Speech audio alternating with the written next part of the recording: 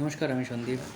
আজকে আপনাদের একটা অন্যরকম ভিডিও নিয়ে আসলাম, যেটা হচ্ছে আমাদের হরিপুর মোড়ে হরিগুরু গোপালচাঁদ আশ্রমের নিকট একটা আইসিডিএস সেন্টার রয়েছে, যেটা বেশ আগাছায় পরিপূর্ণ হয়ে গেছিলো।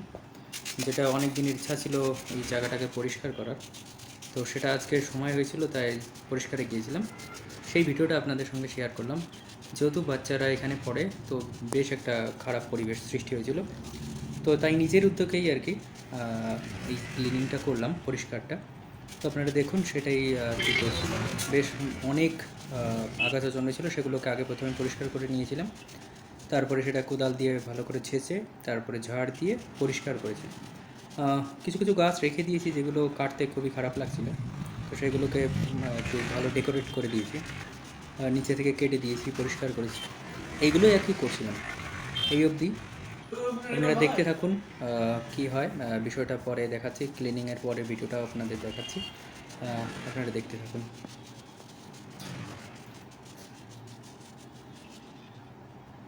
দেখুন, ক্লিনিংয়ের পরের ভিডিওটা আপনারা দেখুন, পরিষ্কারটা কেমন হয়েছে আপনারা বলবেন। যথেষ্ট চেষ্টা করছি। এই খেজুর গাছ দুটোকে রেখে দিয়েছিলাম, একটা পেঁপে গাছ আপনারা দেখতে পেলেন, সেই পেঁপে গাছটাকেও সুন্দর করে রেখে দিয়েছি। ওই যে এত ময়লা, এত আগাছা জন্মেছিল, সেই আগাছাগুলোকে ক্লিন করেছি এই জায়গাটা পুরোটাই।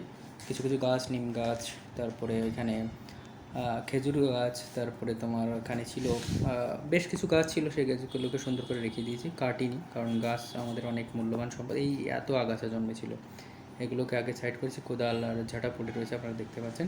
নমস্কার, ভালো থাকবেন।